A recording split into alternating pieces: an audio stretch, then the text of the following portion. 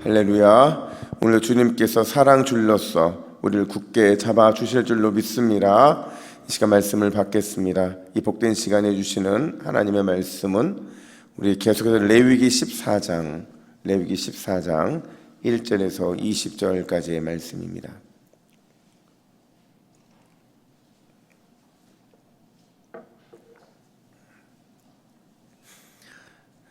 (165면) 레위기 14장 1절부터 20절까지의 말씀, 정결케 된 자의 기쁨이라는 제목으로 오늘 말씀을 받겠습니다. 우리 1절부터 20절까지 함께 교독하겠습니다.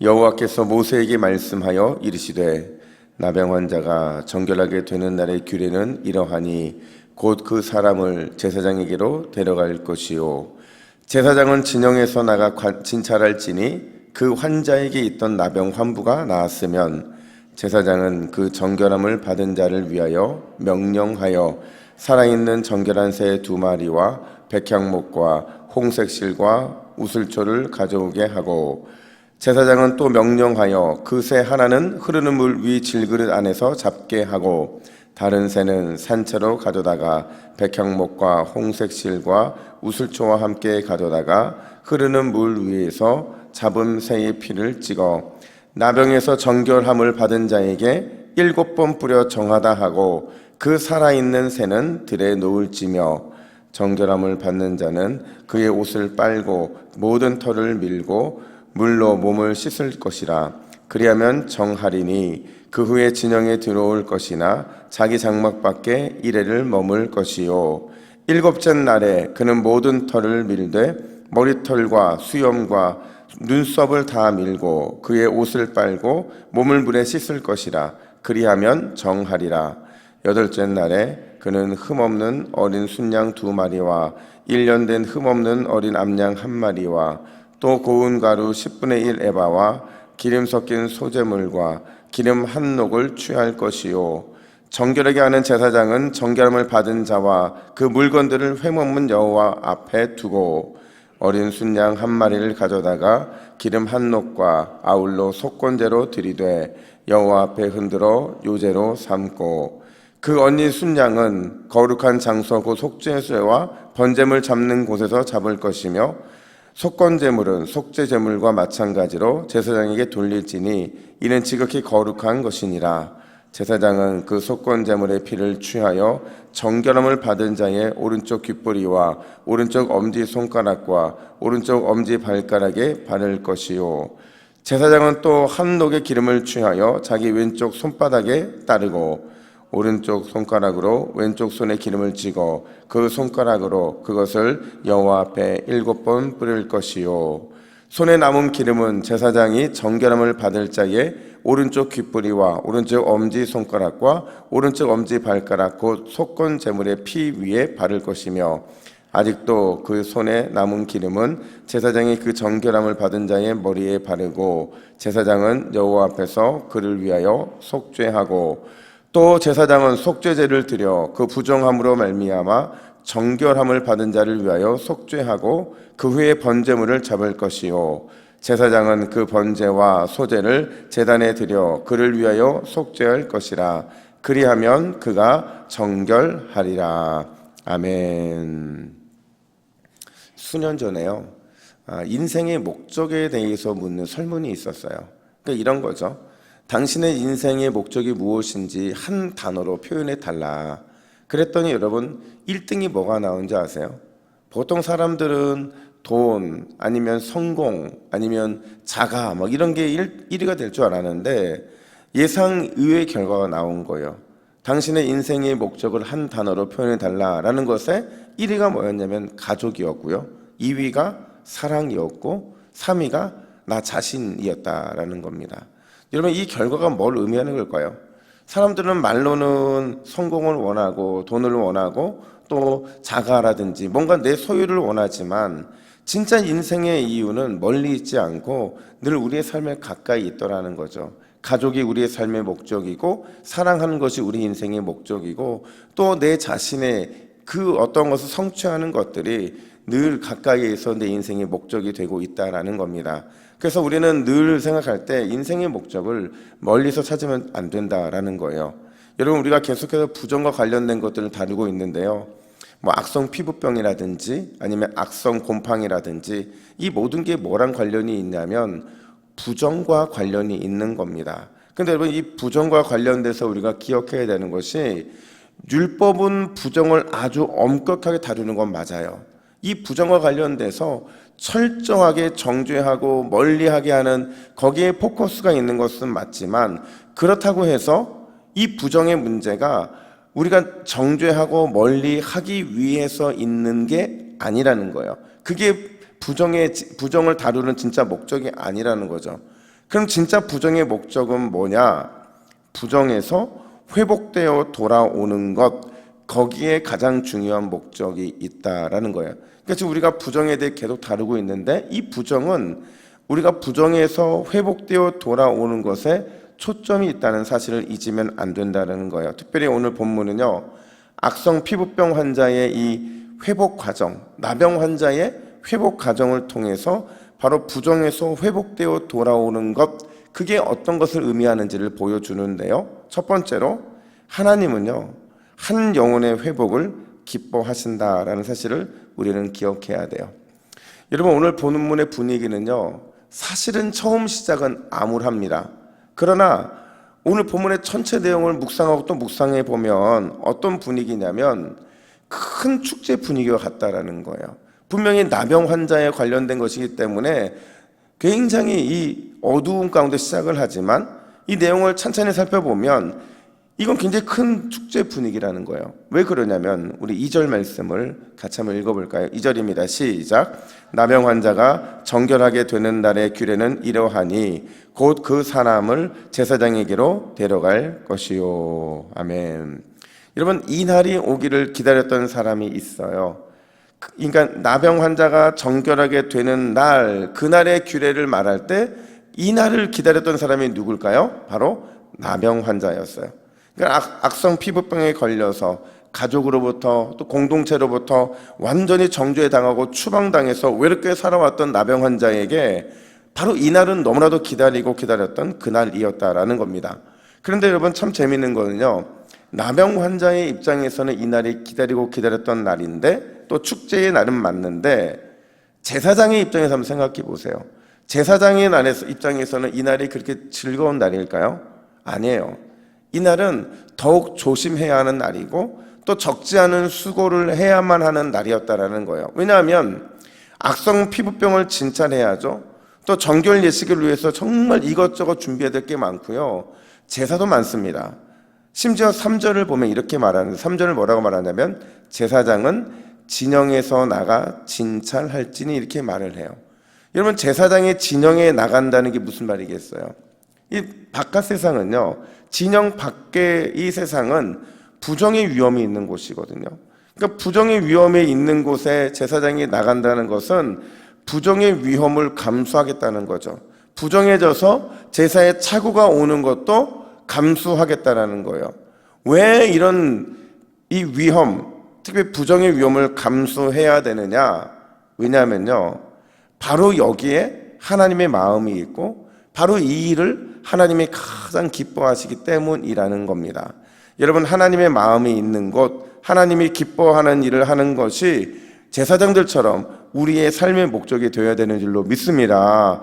그러니까 제사장은요, 자기가 하기 싫어도 거기에 하나님의 마음이 있으면 가야 되는 거예요. 자기가 부정해지는 것 때문에 염려가 되더라도 하나님이 기뻐하시는 일이라고 하면 우리는 거기에 가야 되는 거예요. 그러니까 부정의 위험을 감수하면서까지도 또 제사에 차질이 생길 것을 감수하면서까지도 제사장이 묵묵히 순종함으로 진영 밖에 나가고 또 나가서 나병 환자를 진찰하고 정결케 되는 모든 과정들을 감독하고 이끌어야 되는 이유가 뭐냐면 딱 하나밖에 없는 거예요. 나병에서 깨끗함을 받아 정결하게 되는 단 한 사람, 그 한 사람을 위한 수고를 누가 가장 기뻐하신다고요? 하나님이 기뻐하시기 때문에 그렇다는 겁니다. 그러니까 제사장이 된다는 것은 내 기쁨이 아니라 하나님의 기쁨을, 또 내가 원하는 마음이 아니라 하나님의 마음이 있는 곳을 찾아가는 것, 그게 바로 제사장이 된다는 것의 의미이기 때문에 그렇다는 거예요. 제가 일전에요, 어르신 신방을 한 적이 있어요. 저희 교회에서 한 건 아니고요.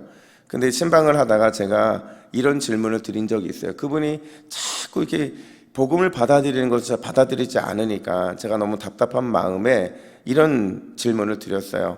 어르신, 과거에는 가장 세상에서 귀한 게 세 가지가 있었는데 그게 뭐냐면 세 가지 금으로 끝납니다 했더니, 이제 저는 답은 뭐였냐면 황금, 소금, 지금, 그래서 지금이 복음을 받아들일 때라는 걸 설명하려고 딱 질문을 했는데, 그분이 그 질문을 받자마자 저한테 답은 안 하고 뭐라고 되물으셨냐면, 목사님 요즘 어떤 세 가지 금이 가장 귀한 줄 아세요? 근데 그분이 뭐라고 하신 줄 아세요? 현금, 지금, 입금, 이렇게 말하는 겁니다. 그러니까 지금 빨리 현금을 입금하라, 이걸 요즘 어르신들이 가장 기뻐하신다고 하더라고요. 근데 제가 이 말을 딱 듣고 나서, 야, 우리가 생각하는 이 삶의 목적은 다 다르구나. 그러니까 우리 마음이 어디 있느냐, 또 우리가 무엇을 추구하느냐에 따라서 우리가 선택하는 것들이 달라지더라는 겁니다. 여러분, 제사장이 나병 환자 한 사람의 정결을 위해서 이렇게 수고하고 이렇게 애썼던 것처럼, 우리의 영원한 대제사장이신 예수님은 우리 한 영혼을 위해서, 우리를 구원하기 위해 기꺼이 십자가를 지시고 죽어주심으로 인해 그 사랑을 보여주신 줄로 믿습니다. 대제사장이신 주님의 그 사랑은요, 예나 지금이나 변함이 없어요. 따라서 오늘도 우리는 수고를 마다하지 않으시는 변함없으신 주님의 사랑을 붙잡고 그 주님을 만나고 주님과 기도하는 저와 여러분 되기를 간절히 축복합니다. 뿐만 아니라 두 번째로, 여러분, 정결 예식의 최종 목표가 따로 있다는 거예요. 그게 뭐냐? 하나님 앞에 다시 예배자로 서는 것, 그걸 위해서 정결 예식을 하고 있다라는 겁니다. 여러분, 오늘 나병 환자 정결 예식에서 우리가 주목해야 될 두 부분이 있어요. 그게 뭐냐면, 하나는 두 마리의 새를 처리하는 과정, 그러니까 1절부터 5절부터 7절까지의 내용이고요. 다른 하나는 순양의 피를 나병 환자의 오른쪽 신체 말단에 바르는 것, 그리고 기름을 바르는 장면, 바로 이 두 가지가 오늘 주목해야 되는 거예요. 먼저 두 마리의 새를 처리하는 과정을 보면요, 분명히 두 마리거든요. 하나하나인데 하나는 죽이고요, 하나는 살려 보내는데, 중요한 건 뭐냐면 이 죽은 한 마리의 피를 보낼 다른 한 마리에 찍어서 날려 보냈다라는 겁니다. 그리고 그 새가 날아가는 걸 보면서 나병 환자에게 너는 이제 정하게 됐다, 이렇게 선포를 하더라는 거예요. 다음으로 순양의 피를 나병 환자의 신체 말단에 바르고 또 기름을 바르는 장면이 등장을 하는데, 여러분, 이게 우리가 살펴봤던 거예요. 여러분, 순양의, 그러니까 양의 피를 바르는 것, 신체 말단이죠. 그러니까 뭐 오른쪽 귀, 오른쪽 손, 오른쪽 발, 이렇게 바르는 건데, 이걸 누구한테 발랐었죠, 예전에? 기억나세요? 제사장의 위임식 때 발랐던 겁니다. 그러니까 모든 것 중에서 제사장의 위임식과 너무나도 유사한 게 뭐냐면 바로 이 나병 환자가 정결케 되는 피를 실체 말단에 바르고 기름을 바르는 장면이라는 거예요. 여러분, 이 두 가지가 뭘 의미할까? 이 두 가지는요, 나병 환자가 정결케 돼야 되는 이유가 무엇인지를 정확하게 보여준다는 거예요. 여러분, 나병 환자에게 이렇게 정결케 될 이유가 뭐냐? 그로 하여금 하나님 앞에서 다시 예배자로 서게 하는 것, 그걸 위해서 정결케 되는 과정이 반드시 필요했다라는 거예요. 다시 말하자면 죽은 새의 피가 산 새에 묻혀져서 멀리 사라져 버리는 것처럼 이제 하나님 앞에서 모든 죄와 부정이 완전히 사라졌음을 보여주는 것이고, 그렇게 됨으로 인해서 다시 제사장처럼 거룩한 예배의 신분이 회복되었다는 사실을 보여주는 게 바로 오늘 이 정결 예식이었다라는 겁니다. 사랑하는 여러분, 우리가 오늘도 회개하며 자복해야 하는 이유가 뭘까요? 오늘 이 새벽에 우리가 우리의 죄를 용서함 받고 주님 앞에 완전히 자복하여 엎드려져서 주의 은혜를 구해야 되는 이유가 뭐냐? 우리가 하나님 앞에서 온전한 거룩한 예배자가 되기 위함이라는 거예요. 오늘 이 새벽에 우리가 눈물로 회개하며 주 앞에 자복할 때 오늘 하루 우리가 올려드리는 이 귀한 예배를 하나님이 받아주실 줄로 믿습니다. 자복하고 거룩한 자가 올려드리는 하나님의 예배, 그 예배를 통해서 여러분들이 그 예배를 드리는 현장에서 많은 사람이 주께로 돌아오는 은혜를 베풀어 주실 거예요. 여러분, 거룩한 예배자가 되어서 우리 자신도 하나님의 임재를 경험하고 또 이 땅을 살아가는 모든 소망을 잃어버린 자들과 또 여전히 기쁨을 잃어버린 자들에게 인생의 소망과 기쁨이 무엇인지를 우리가 예배함을 통해 보여줄 수 있다고 한다면 하나님은 그런 제사장의 우리의 사명, 우리의 삶을 통해 기뻐하실 줄로 믿습니다. 오늘도 거룩한 예배자가 되어서 주님과 영적인 회복을 경험하는 우리 모두가 되기를 예수님의 이름으로 축복합니다. 아멘. 우리 함께 기도 제목을 같이 읽습니다. 시작. 주여, 하나님의 마음이 있는 곳에 나의 마음도 있게 하옵소서. 다시 거룩한 예배자의 삶을 회복하게 하옵소서. 아멘. 기도하겠습니다. 하나님 아버지, 우리는 늘 하나님을 살아간다고 말하면서 내 마음과 내가 기뻐하는 일을 해왔음을 고백합니다. 오늘 우리가 살아가며 하나님의 마음이 있는 곳에 우리의 마음도 있게 하여 주시고 하나님이 기뻐하시는 일을 위해서 우리가 날마다 헌신하며 수고하는 우리 모두가 될 수 있도록 인도하여 주시옵소서. 하나님, 다시 거룩한 예배자의 삶을 회복하기를 원합니다. 나의 죄로 인해 무너졌던 예배, 나의 욕심으로 인해 무너졌던 예배가 다시 회복되게 하여 주시고 오늘도 회개하며 자복하며 나아갈 때에 거룩한 예배자가 되어 하나님만을 높여드리는 우리 모든 동부교회 믿음의 가족들이 될 수 있도록 인도하여 주시옵소서. 오늘도 우리를 통해 영광 받으실 주님을 기대하오며 예수님의 이름으로 기도하옵나이다. 아멘.